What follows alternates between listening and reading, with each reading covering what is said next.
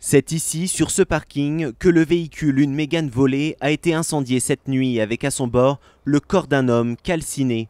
En apprenant la nouvelle, les habitants de cette cité des quartiers nord sont à peine surpris.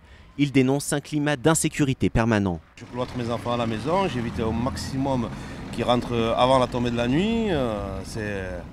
Oui, je suis inquiet pour mes enfants et même pour nous.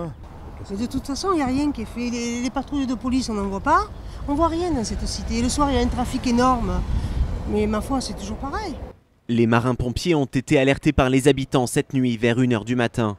Sur place, ils ont retrouvé la victime assise sur le siège côté passager. Le corps brûlé portait un trou dans la boîte crânienne, sans doute un impact de balle. Il s'agit vraisemblablement d'un règlement de compte, le 4e en une quinzaine de jours dans la ville. Des renforts venaient pourtant d'être envoyés avant-hier à Marseille pour que les forces de l'ordre puissent faire face à ce regain de violence.